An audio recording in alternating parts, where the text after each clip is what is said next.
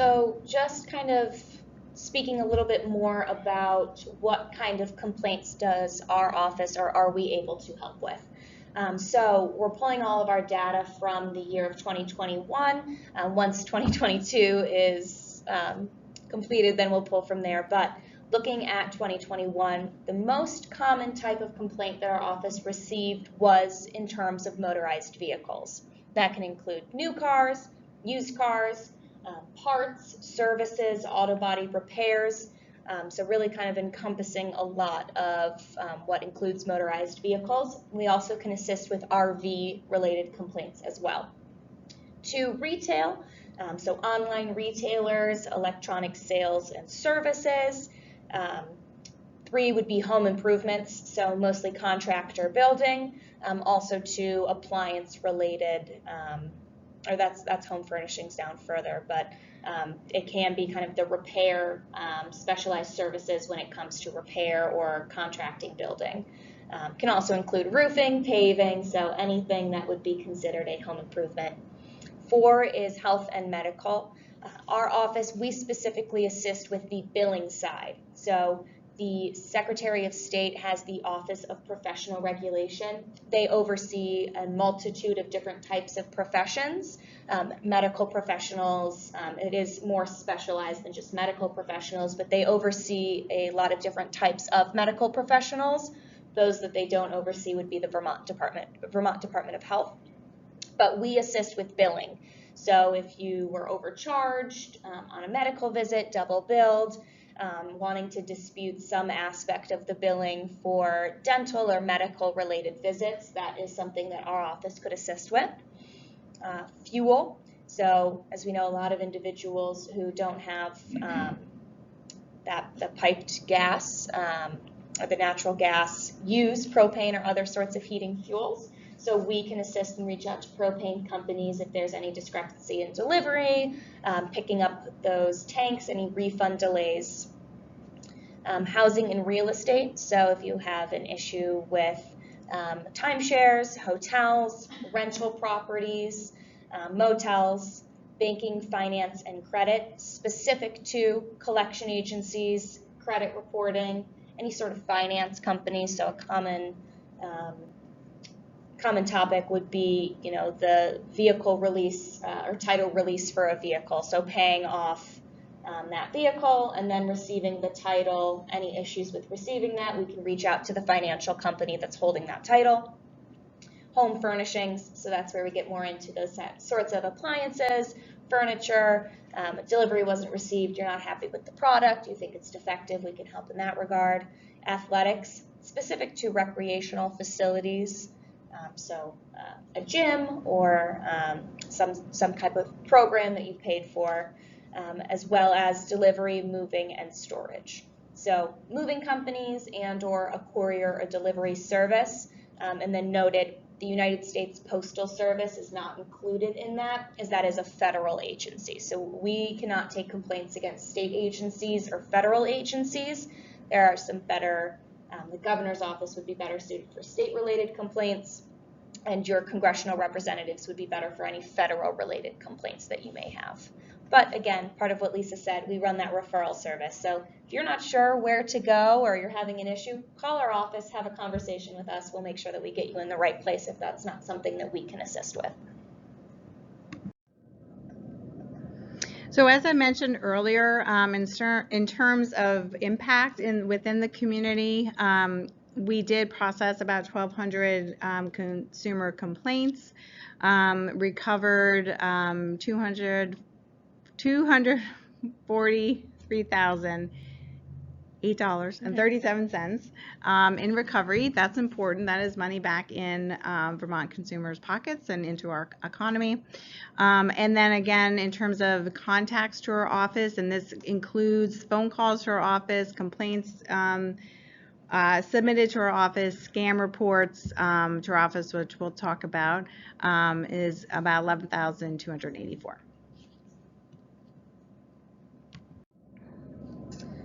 So why does our office take scam reports? Inherently, scammers, they are criminals. So it's a criminal matter. But our office There's a couple different reasons why we'd want to take those scam reports from Vermonters. One, we track scam trends. So in the next slide, you'll actually see we've compiled, again from the year 2021, we've compiled the top 10 most common scams reported to our office. Then we use that information for education and awareness. So if these are the top 10 most common scams that Vermonters are receiving, there's probably a lot of people that didn't contact our office that also got those types of scams. So again, reiterating, how do you spot this scam? What can you do to stop it? And what are the red flags that you can note when having a conversation with a scammer that will kind of be, oh, okay, this is a scam call, I'm gonna hang up the phone now. And then again, we use that information to help support policy and or enforcement in terms of those types of scams, or just kind of general awareness, not only for maybe Vermont constituents and consumers, but for other agencies that would be interested in that information as well. So I think it can be very common where people think being scammed is taboo. Maybe you should have known better. Maybe that's not something that you want to share because it can be embarrassing. I think what needs to be talked about more is it's common. Getting scam calls and potentially even getting scammed is a lot more common than you think. And these scammers, they want to isolate you into not sharing that experience and making you feel embarrassed. When, if you see on the side there, this is data that we've pulled from the Federal Trade Commission, the FTC. There was $1.2 billion lost to imposter scams in 2020. So we'll talk more about what imposter scams are, but that's a lot of money. And there were 32,792 reports of romance scams in 2020, which is a type of imposter scam. That's not one person getting scammed 32,000 times. That's different people who have received and engaged with that type of scam. So these scams, they're a lot more common than you think, and there are a lot of people who experience them that maybe don't share that experience. So talking more into the top 10 scams of 2020 that were reported to our office, the number one type of scam was what we call a computer tech support variation. And so we'll talk more about what the traditional is, but the variation, you might get an email, you might get a call, there might be a pop-up on your computer, and it will say, you've placed an order, warning, there's been an order charged to whatever business account you may have. There's been a charge. If this wasn't you, call our office or call our business. And you'll call, and of course, they'll ask you for credit card information, they'll ask you for more information about yourself, where this was actually the business that you were doing business with.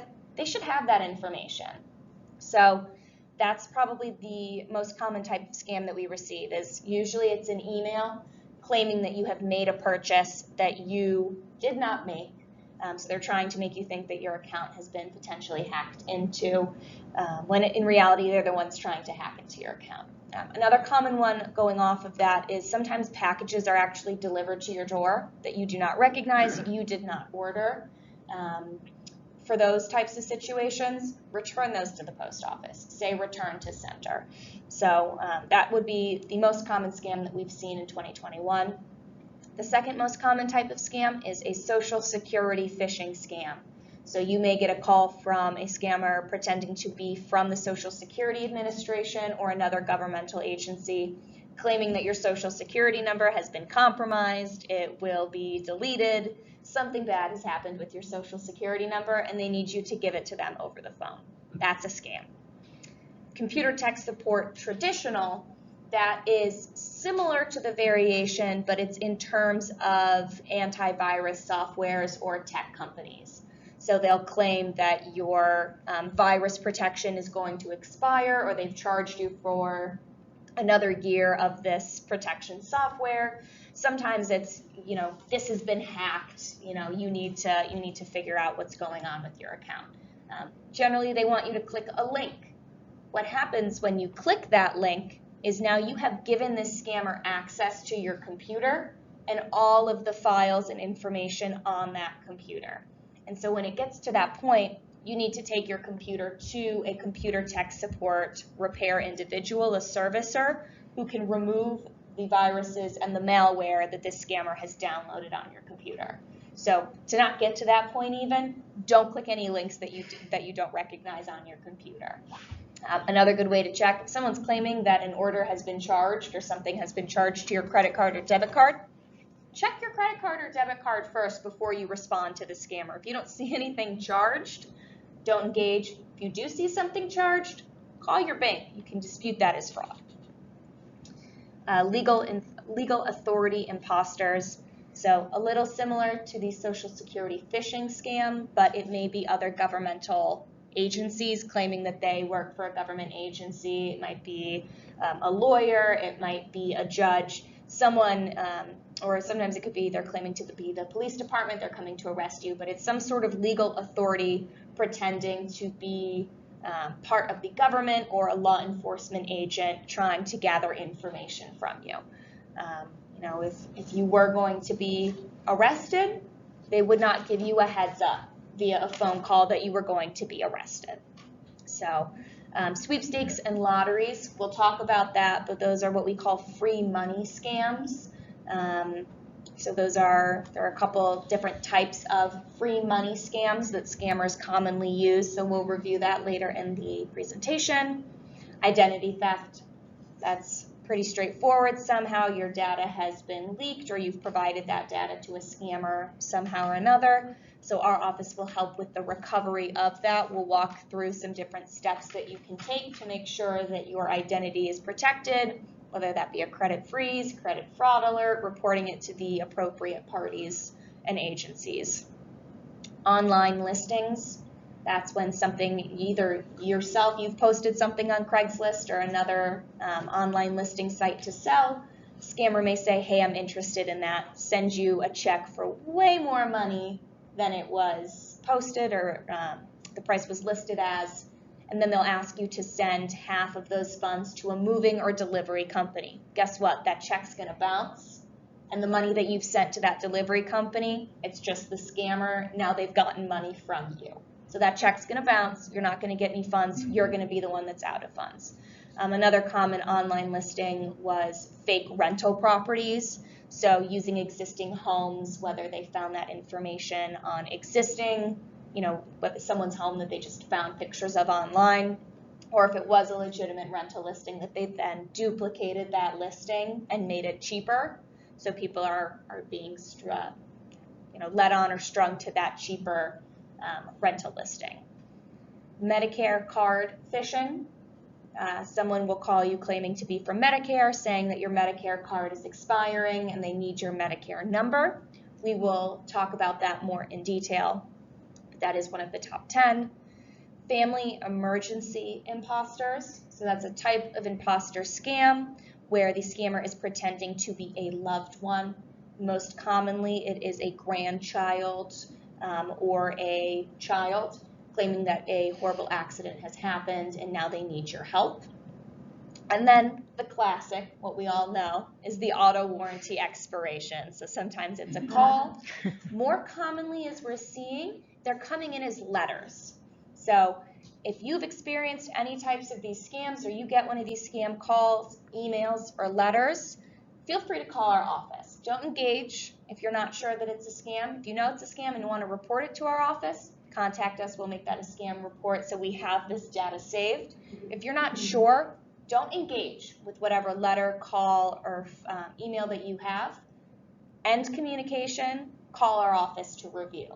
We are there to speak with people who are unsure about what they are engaging with, and we'll listen and we'll try to see if we can spot any of those red flags that can help identify if it's legit or if it's a scam.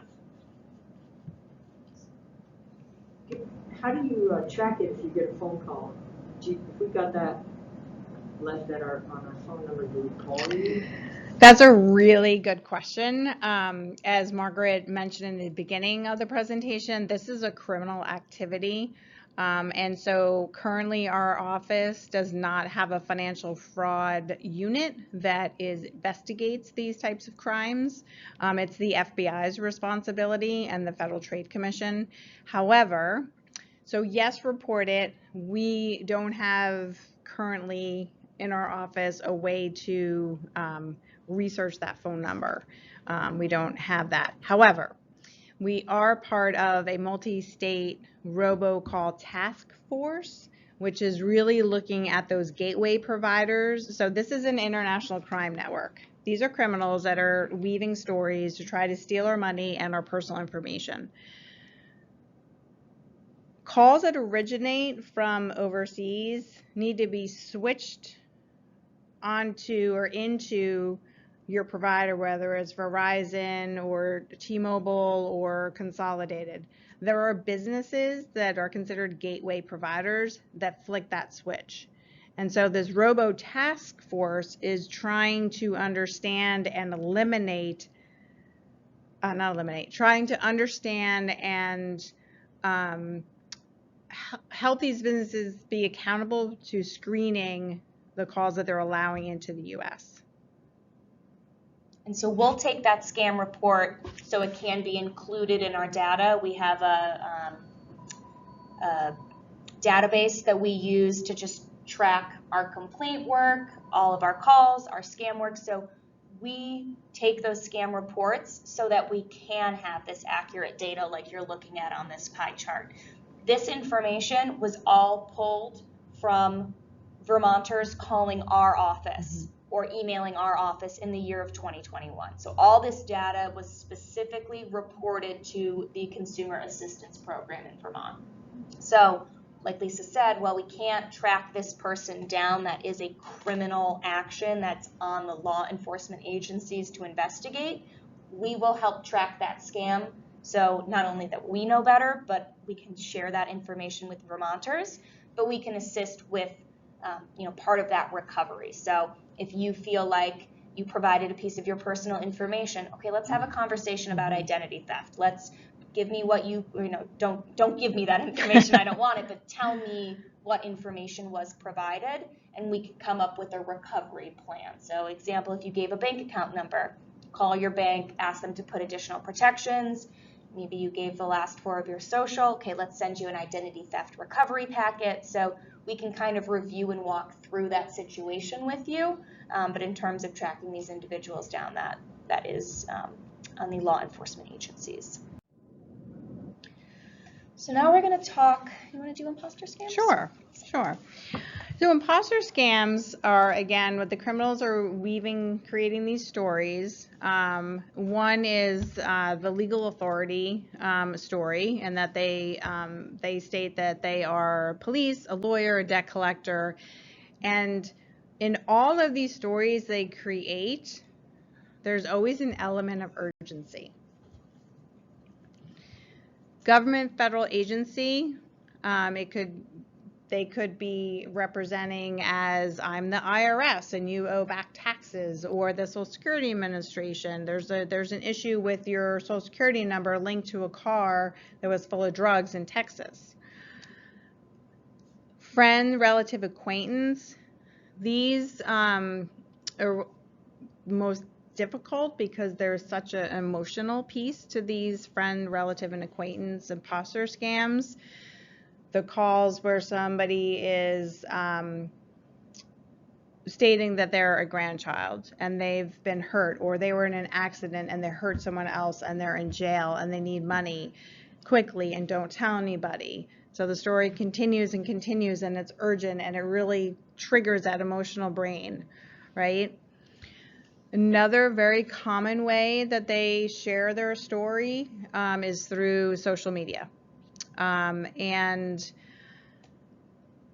I'm going to skip ahead to romance, because that's what we've seen, is that the romance scams have originated through a social media platform, and that there's this conversation that starts to happen with an individual that turns out not to be who they're representing themselves to be.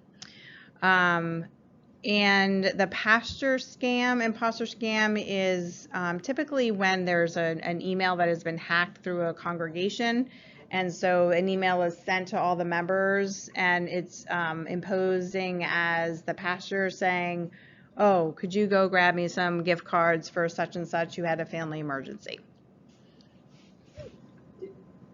Do you think that people don't report things because they're so embarrassed that they I think yes. I think it is underreported because of that sense of I can't believe I just fell for this.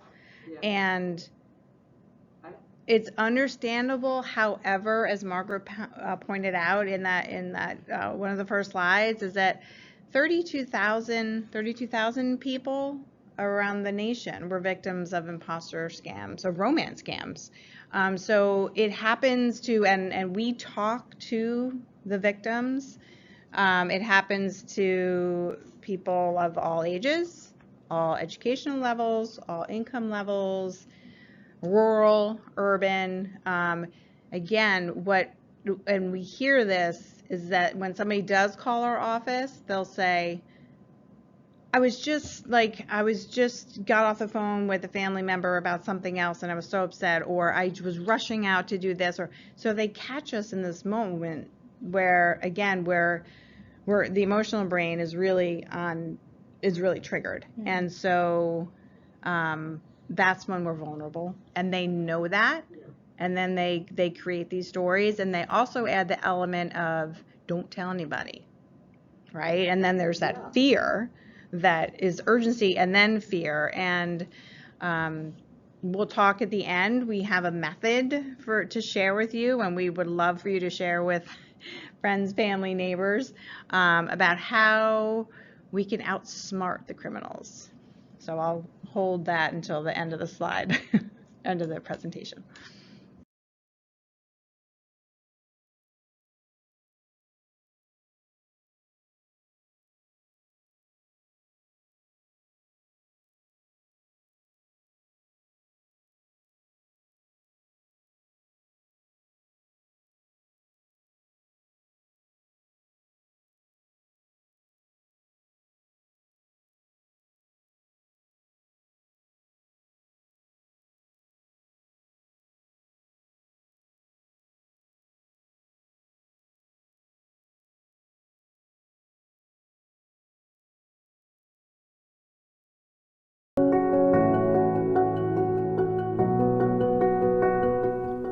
This is hard for me to talk about,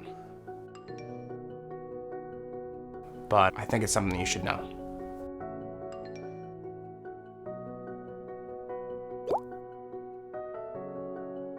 My relationship with Beth started as a harmless message.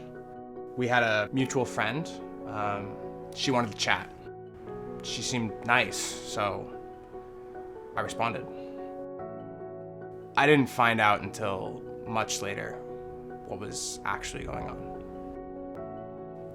Hello, I am Charity Clark from the Vermont Attorney General's office. In this heart-wrenching reflection, Matt shares about the romance scam he encountered while dating online. People commonly meet on dating websites, social media, gaming platforms, and other online forums. Unfortunately, scammers know this and capitalize on it. Beth was fun to talk to and always lifted my spirits. She was kind, did service work, helping communities overseas. We chatted online constantly. On days we didn't connect, I missed her, and frankly, I worried about her. Sorry. Sometimes I still talk about her like she's a real person. I loved her. The early stages of a romance scam develop like any typical relationship. There's steady communication, trust forms, and a connection is made. After many days of not hearing from her, Beth responded, apologizing. I was in a car accident. I'm really hurt. I can't afford my $200 insurance copay. I am so sorry I didn't tell you before. I make no money. I don't know how I'm going to afford any of this. I'm broke. Tell him you might get thrown in jail. I might get thrown in jail. The scammer's story elicits a loving partner to offer funds. The most common forms of payment include wire transfers, gift cards, cash, and access to accounts. I wanted to help her, so I sent her the $200. Actually, I sent her thousands of dollars over the last 2 years. Once money or personal identifying information is released to a scammer, it cannot be retrieved. Identity theft has a lasting impact. She cost me everything. My savings, retirement. As time passed, I started to question why we couldn't see each other. I found warnings about Beth online. So I reached out to our mutual friend, Andy, and he said that Beth was married and that wasn't her profile. My Beth was a completely different person. The whole thing was a scam. And she lied to me. $304 million is lost to relationship scams in the US annually. This loss impacts all age groups. You can date safely online and avoid scammers like me. There are ways to tell if I'm real or not. You can search the internet to verify the person's identity. You can consult with your close contacts. Cancel interactions when communication methods are limited. And never send money to someone you have not met in person. You don't have to navigate this alone. In Vermont, the Consumer Assistance Program is your resource to identify scams and report them. You can reach them by calling 1-800-649-2424 or go online at ago.vermont.gov/cap.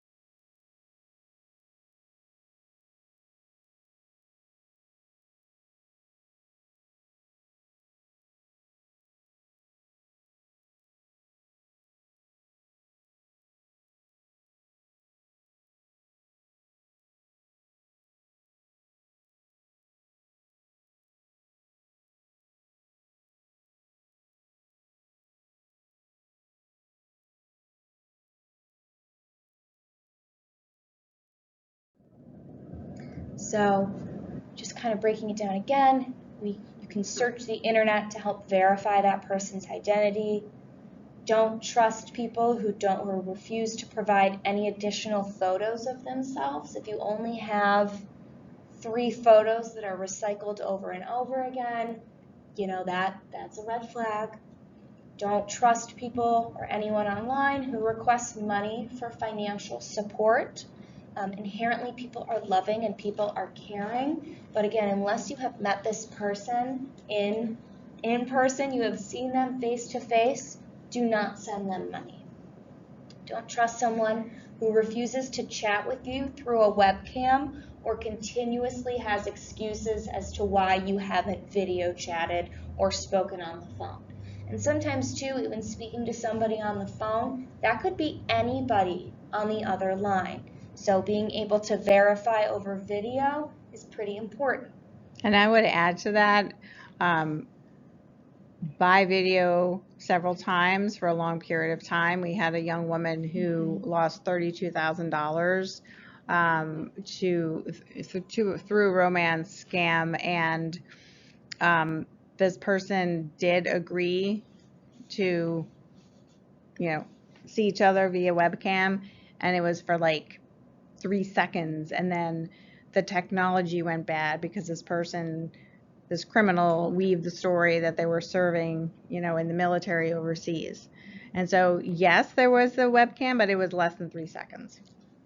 But even if it was longer, what difference does the length make? Being actually able to see the person speaking on the other end. And then verify online, like the name of the person and a photo. Does that connect? Most commonly, these scammers will not be using their own faces and their own identities. They'll be stealing other people's pictures online, or they'll refuse to provide any photos. And a lot of the time, these romance scams happen through online dating websites. So that's still a very good point. Is there may be a scammer, a criminal who chooses to use their face and chooses to use their voice. If you see them online and you video chatted with them a couple times and they're like, I need money. No access to accounts. That's just something, unless you really have met that person face to face, this person, you have established a trusted line of communication, not online. But most of the time we do find that it's not the photos of the person being used, and it's profiles online that are created. So another thing to not trust as well is provides excuses as to why you can't meet in person. We find the excuses used by these scammers as to why online communication has to be the reason is either they are serving in the military or another armed force, as well as they're on an oil rig. Or unavailable to communicate in that aspect. So those are the most common, and again, partly with the being associated with the military, these scammers claim that they're, active military, that it's top secret. So they're telling you all this information, but you can't tell anyone, and I need this money, but you can't tell anyone about this money, and I'm not supposed to be doing this, and sometimes they'll even send packages as well to you or claim, I'm going to send you gold in the mail, all these claims. And at the end of the day, you are still not able to verify this person is who they say they are. So these romance scams, they are very upsetting.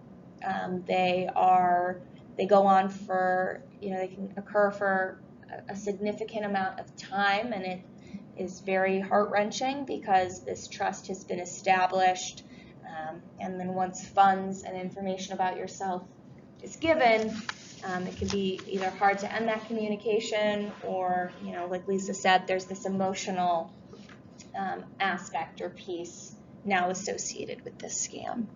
And I will just add to that, and so there's loss of money and there's loss of a perceived relationship. So it's very, very difficult for victims There are 2 support programs in Vermont. One is in partnership with the Council or Community of Vermont Elders. The other one is through AARP Fraud Watch. They have Volunteers of America created a new program called REST, which stands for Resilience, Strength, and Time. And it does address the emotional impact of the experience of being a victim of this crime. And there is information up on that table, so we should probably go to the next one.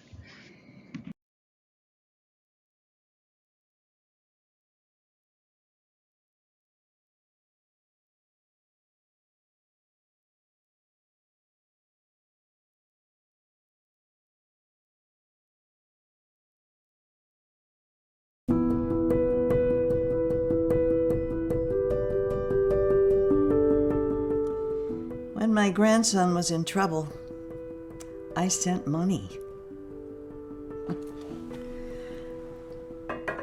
I learned later that a scammer made up the whole story.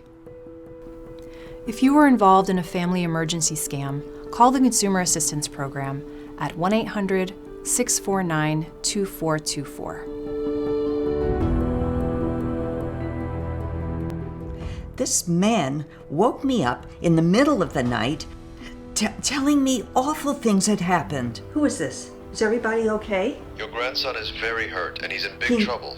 Are you going to let me talk to him? You're going to need help. Who are you? Grammy? Michael, is that you? He used my nickname. Grammy, I'm so sorry. Are you okay? I was in a bad accident. I'm really hurt. Oh, no. The police won't let me go. They found drugs in my car. No. He needed an attorney. They were in your car? A fast-talking man got on the line, yelling loudly, and said, "You better act fast or your grandson will be in jail for life." What do you want me to do? What? You're going to have to send money right away. I sent $5,000. What else was I supposed to do? He needed my help. The scam this grandmother shares is known as the grandchild imposter scam, which targets grandparents and preys on their unconditional love for their grandchildren. Scammers intentionally spike the grandparents' emotional response by claiming that a horrible incident occurred involving their grandchild. Canada? How am I supposed to get money to Canada? Scammers profit by asking grandparents to send money quickly using gift cards or wire transfers. Of the imposter scams reported nationally, 22% included a dollar loss. The Federal Trade Commission recorded $1.2 billion lost to imposter scams in 2020. I rushed around town to get cash from my bank and to buy gift cards from the store. Then I read off the numbers from my car in the parking lot. That evening, I got a call from an officer demanding more money. I started questioning what was going on and realized I had been scammed. You know, I think we're finished now. Yeah, I do. I like to be there for my family. I like to help. But this just went too far. I wish I'd called your mom. She would have told me you were home safe. That would have been enough. Grammy, I'm so sorry this happened. You were just trying to help me. I'm so grateful. I'm just worried that you're going to keep getting these calls. Let's make a plan so this doesn't happen again. Here, the grandmother and the grandson came to the same conclusion. With a plan in place to take steps to verify a claimed relationship, falling for a scam can be prevented. Start with the slow method. Slow down and take steps to verify the relationship. Log the call. Make one call to a primary contact and keep the number to an organization in your life who cares and call them. The Vermont Consumer Assistance Program cares. Call them at 1-800-649-2424 to identify and report scams.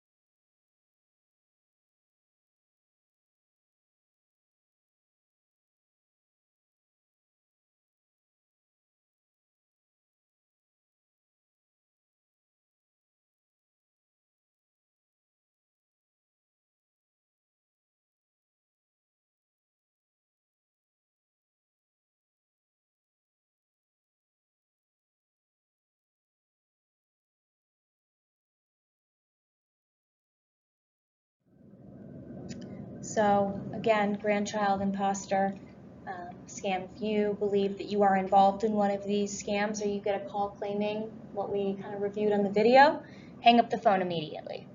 Call a family member who can verify where that individual is. You can even try calling that specific individual. You could try calling your grandchild. And do not send any cash, gift cards, cryptocurrencies, or wire transfers. Another useful tip is if it seems really legitimate and maybe the person, the scammer, sounds exactly like your grandchild, you could ask them what county they're being arrested at, and you can call that police department or that sheriff's department directly and say, I got this call. You know, is my grandchild at the facility, at the department? And I guarantee you they'll say no. So They also, Can we talk about this one? they also use cartel. The cartel's got them. Yes, The that's yes. another story that they create. And yes. it's Yes. all fabricated. Yep. All right, so I promise we're going to get to the prevention part, but it's really important that we identify the type of scams and really so people understand the behind the scenes on how they work and who is behind it. So phishing scams are a way for identity thieves to really fish for information about us for their financial gain.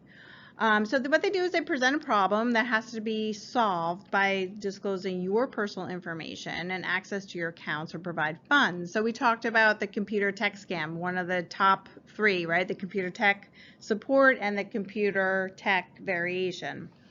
They want access to your computer so they can get your personal information. A fake order, package, or delivery. Oh, PayPal, you owe PayPal X amount, or Amazon, or one of those. Retail establishments or a payment processing company. Suspicious emails from businesses, banks, credit cards, peer-to-peer payment companies as well. Again, they're weaving a story. They want to get into your computer or they want your personal information. Our personal information is our personal information. We don't provide that to anybody over the phone or an email. Can I ask, when you bring something, you get a fake package or package you didn't order. You bring it to the post office and you tell them, I didn't order this, Yes. and they take care of it? Yes. You returned it to the sender. Yes. I didn't order this. And that actually applies to if you receive something from UPS, from Federal Express.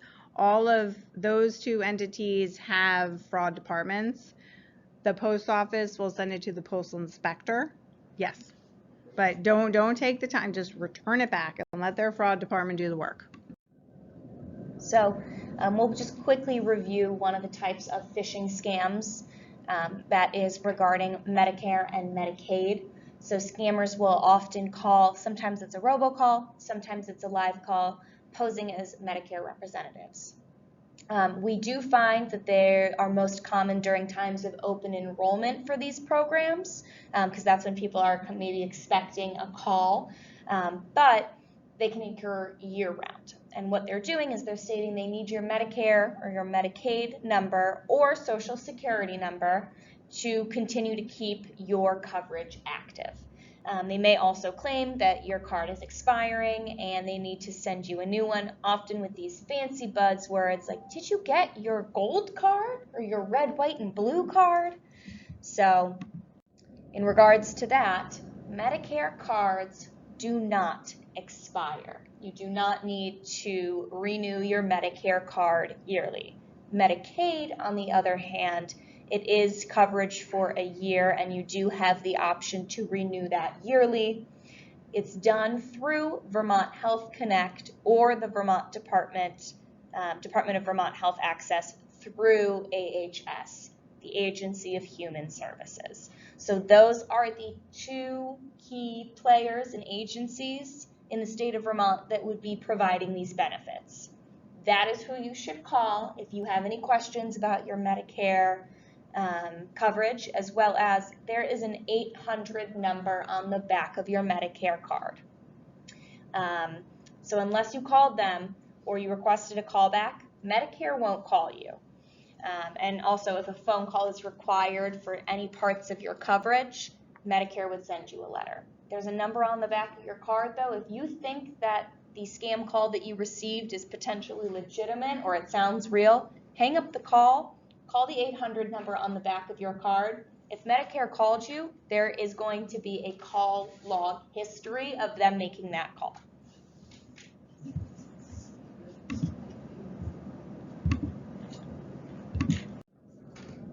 So again, Medicare representatives do not call you. They do not sell you products. They're not going to say, hey, I think you need this knee brace, or I think you need this back brace.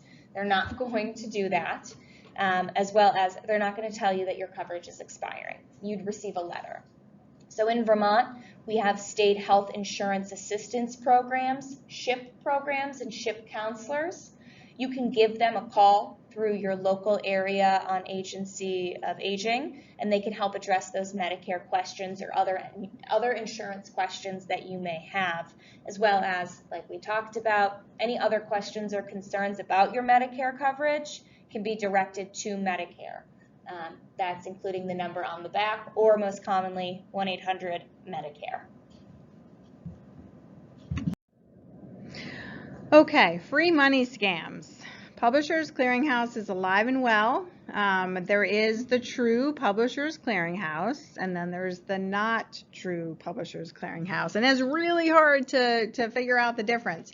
However, there's a solution, because the real Publishers Clearinghouse has a specific phone number where you can report a phone call or verify. So, sweepstakes. Free money still happening, folks getting phone calls or emails stating you need to pay something up front. And so again, that's the red flag. Another free money scam is you've inherited money. You have the same last name. Unclaimed funds, investments, cryptocurrency, or grants. We saw this unfortunately during COVID, free grants that imposters posing as the government saying there's free grants for people for COVID relief. We want folks to slow down, take the information, verify with us before you give any personal information or any money. And a big, going off of that, a big grant-related free money scam that was being used was the Community Block Grant. That is a legitimate grant in Vermont, though it only goes to municipalities and towns. It does not get, money doesn't get doled out to individuals. So that's something else to be aware of, is if a scammer contacts you about a grant, they're maybe using the grant's real name, like they use Publishers Clearinghouse's name, but you need to do research about that grant. Generally, if you didn't apply for a grant, you would not be receiving grant money. So again, Publishers Clearinghouse does have a phone number for reporting sweepstakes scams. We have this number by our phones. So if you can't find it online, and again, be careful when you're searching online because it could pop up as an ad to something that's not legitimate. So just call our office. Let us give you the phone number. But you can write that down. 1-800-392-4190 is the real Publishers Clearinghouse to report a scam or to verify. And a big takeaway for free money is free. If they're stating that you have to pay taxes or any additional fees for that money, that is not real. Another big one that we use is, if it seems too good to be true, I'm a $5 million in a Lamborghini winner, I'm going to get a car and $5 million. If it seems too good to be true, it probably is. So, now we're going to get into the really engaging and juicy part of the presentation, and that is, what can you do to stop these scam calls? How can you protect yourself? First and foremost, hang up the phone. We all have better things to be doing than to be talking and engaging with these scammers. And something that we also like to talk about as well is a lot of people are, oh, I'm really sorry, I have to go now. You don't have to be nice to these scammers. You can say, I'm hanging up the phone now. They're criminals. Hang up the phone. They're criminals trying to steal your money. So it's okay to hang up on them. Report the scam. You You can report it to our office. You can report it to the Federal Trade Commission. There's also some other federal agencies, depending on the type of scam that you could report it to. Call our office. We'll make a scam report, and then we can help navigate what other agencies this scam should be reported to. You can also buy an additional add-on device for your phones that can relay on your phone call service or your caller ID. So we have information and pamphlets. Unfortunately, we only had a couple printed and accessible within the office. If you would like one of these pamphlets, we're going to have you guys write down either an address or an email that we can send those to, and we will mail you out some additional call blocker information. Yes? What's buy an add-on device for hotspot? What's that? What is that? Is that a landline? So POTS is, I always have to look at this. So POTS is plain old telephone service. It's the analog, I should remember that. Yeah. It's the analog telephone lines. A landline. A landline. And we actually have a couple different slides dedicated to wireless calls and POTS, so plain old telephone service. So we'll go into some specific methods per each type of phone device that you can use to stop those scams. And then as well, block illegal callers on your cell phones. So if you have the same 888 number calling you over and over and over again, block them. Just block them on your phone. They don't need to contact you, and you do not need to talk to them. Did you have a question? How do you block them? So we'll get in We'll further show how you. to block them. There's a couple different ways you can physically block them on your cell phone. So just register that phone number and block them. There's also a couple different add-ons that you can call your service provider on, and they have certain technologies that can identify known reported scam numbers. So it's not you blocking them right away, but it's basically the telephone service has identified this is a scam number. I'm not going to have it delivered to this person.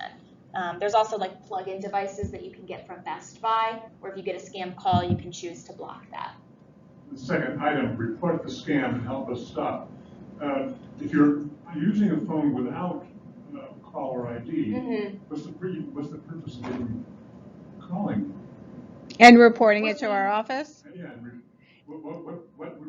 what information would I have to report? That you received a scam call, and you can give us the phone number that you received that scam call came in on. Well, and more. On a landline, it's harder to do that. Yes, and to add to that, the type of scam, so we know what's happening out there in Vermont. So as we go around into community, we can understand if in Chittenden County, and there was a couple months ago, the grandparent scam really swept through Chittenden County, where to the point where people were showing up at people's doors and taking money from them.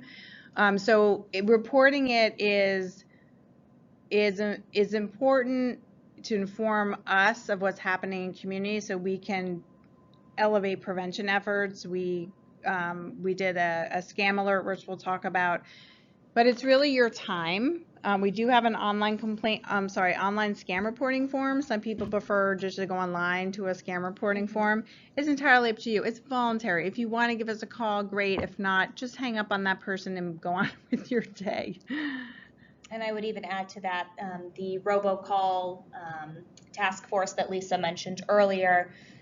Our office was keeping track of the specific types, and this was in a government imposter social security phishing scam lens, but individuals who would receive those types of scams would call our office to report it. We would gather certain information, mostly when the call occurred, what number you were called on, and what number the scammer called, so your phone number.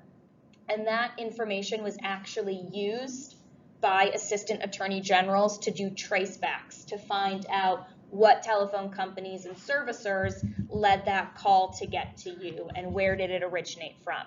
So this information is has the potential to be used in that kind of sense, but also it's being used by our office to know what's going on, and then we share that information with the general community so they are aware what these scams are, how frequent they are, and we can review some tips on how to reduce that. And the power that we have over the criminals is information prevention.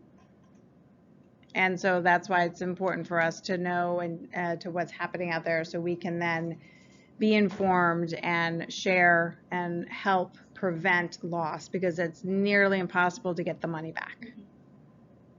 I get a lot of robocalls, and Yeah. I just block the number, but they just use different numbers. They do.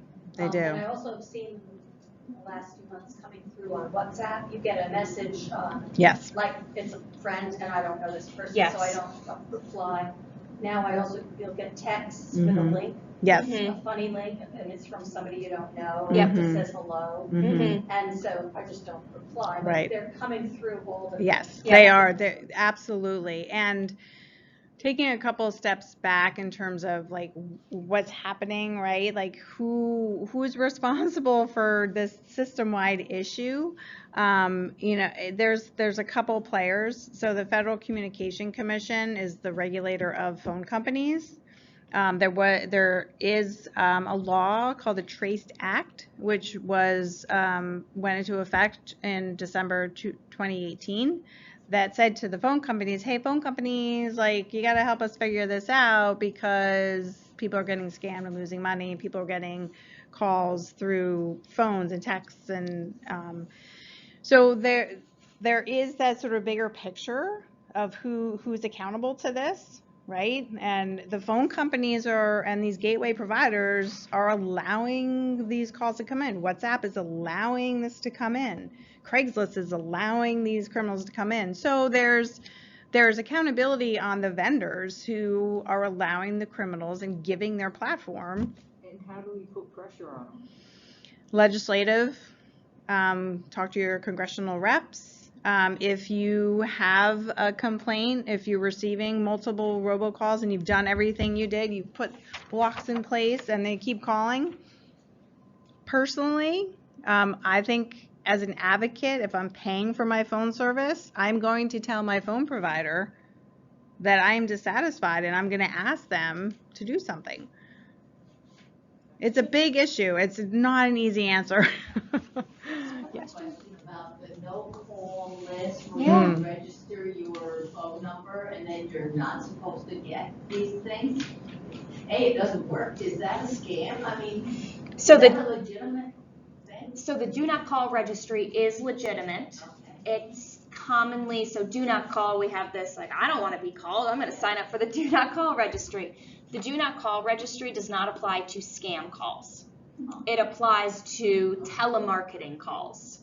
So legitimate business offers where it is a telemarketing call, and for a legitimate business, sometimes arguably just as frustrating, but it is a legitimate business of an individual calling you to sell something. Scammers, again, they are criminals. They are not trying to sell you something. They are trying to steal your money and your information. Even if they were purporting to be a telemarketer, because some scammers do try to sell things, they're criminals. You know, they're not going to pay attention to numbers on the do not call list. But that is a very common misconception, is that, that this do not call list would help stop scams. That is specific to these kinds of telephone sales. No worries. That's a great It's question. We very get that a great lot. question. Yes. We'll get calls, and I can't remember if they'll list the phone number and the town where it's coming from, but it'll say potential spam. Mm-hmm.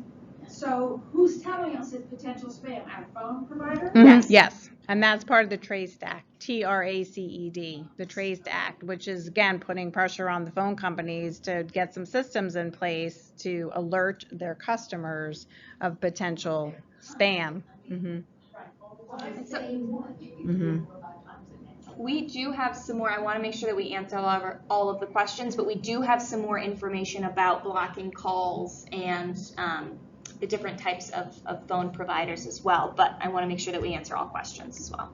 I was just going to say, I don't answer a call that I don't recognize. Yep. And that doesn't even allow me to be taken in. Yep. So I just don't answer an unfamiliar call. Mm-hmm. That is one of the most useful things that we recommend as well, is that you can always use, if they leave a voicemail and they're telling you who they are, where they're calling from, and how to call them back, you know, If you I can, know that, exactly. call them back. Any legitimate business would leave a voice message telling you who they are, where they're calling from, how to call them back, and why they're calling. But again, some scammers do that, and you can kind of discern in that voicemail. If you're unable to discern, you can call our office, tell us what that voice message was, and we can review that with you. But yes, your service providers, in addition to just kind of either getting an add-on device for a landline or blocking these calls manually, you can call your service provider and ask them what call blocking add-ons they have available for your phone line. So we do have a quick video. It's only about 30 seconds, but it basically, I know Lisa covered this a little bit earlier, but this is how scam robocalls make their way to you.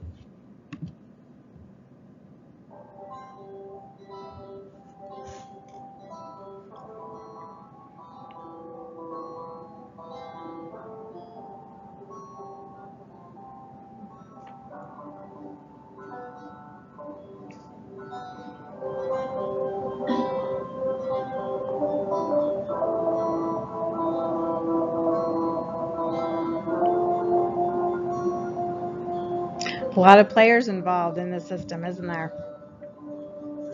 So that's a big takeaway, is that it's not just, hey, I'm a scammer, I'm a robocaller, I'm calling you directly. It's all these different steps that the phone call will take before it reaches you.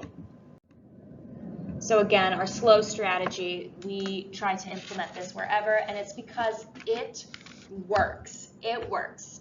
So S, slow down. Scammers want you to act urgently. They want you to take action now, and they either tell you something really great, like you've won a lot of money, or something really bad that gets you scared and makes you want to react right away.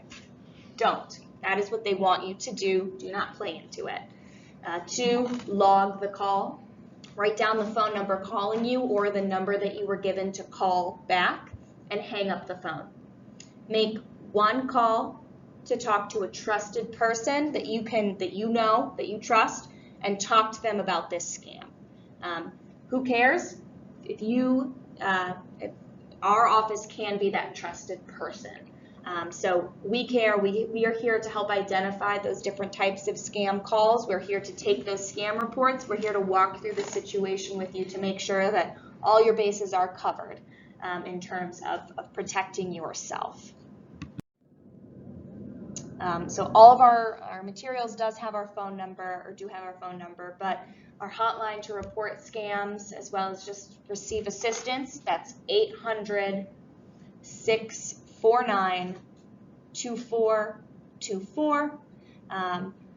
You can Google the Vermont Consumer Assistance Program as well. Our number pops right up. Some of our promotional materials have it as well. If you don't remember it and you want to take some materials, come up to us after. We're happy to give you that phone number again. And I would also add 2 more things to that. One, we do have an online scam reporting forum. If it's easier just to go online, feel free to do that.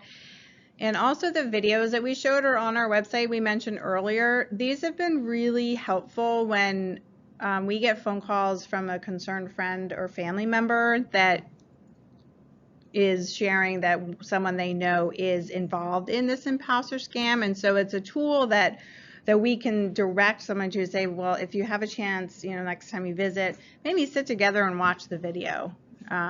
So just want to point that out. I had a thing where somebody in a bank noticed a woman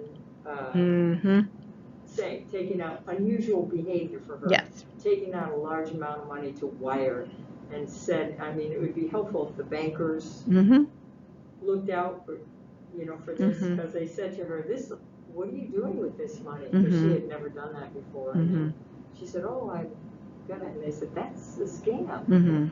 Sure, that's a scam. And they saved her. Yes. It takes a community. The financial institutions in Vermont each have a fraud department. They talk about this topic all the time. I know my credit union does a monthly newsletter, and the front page is always a story shared by one of their customers who were a victim of a scam. So they are aware.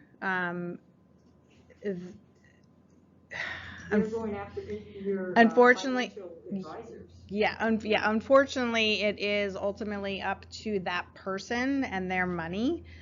So it's a hard situation, especially when someone is very determined to say, no, it's a home improvement. I need a new roof and I need to pay cash for a deposit, which we don't want people doing that either.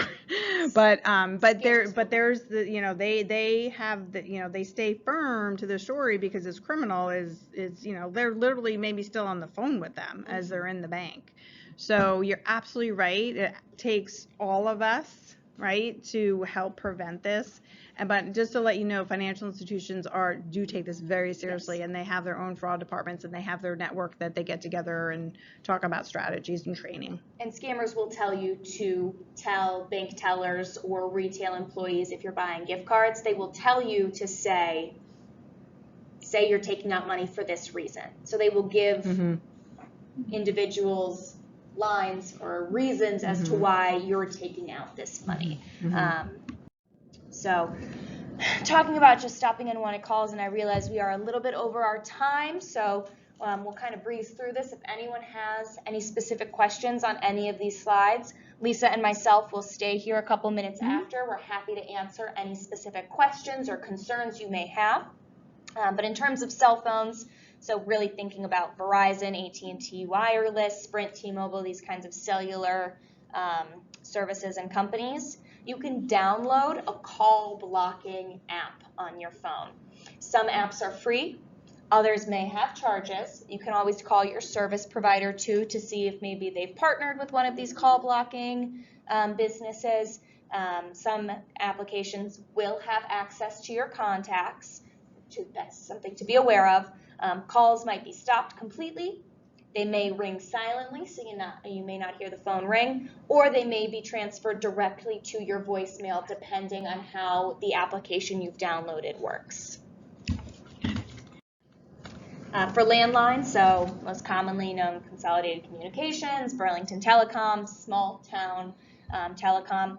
Again, call your service provider to see what they offer. Some services are free, some are not. More commonly, we do see that services on landlines are provided free of charge, but it does depend on your service provider. So that is a question to ask them. Can I say one more thing? Sure. How about the unsubscribe? You get stuff that you didn't know and they say unsubscribe. On the email? And then you unsubscribe and then you get a ton more. Yeah, that's a never-ending problem. The Federal Trade Commission has some really good information about that. If you go to ftc.gov.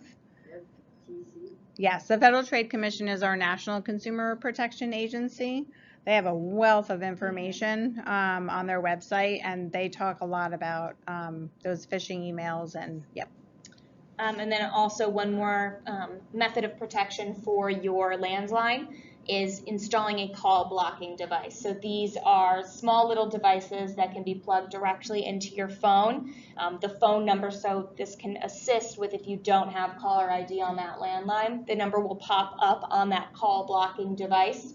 You engage, there is a button in the middle of that device that says scam or block. You'll click that button if it is a scam, and that call blocking device will register that number, and then depending on the call blocking device that you have purchased and plugged in, it can potentially stop additional calls from that number coming in.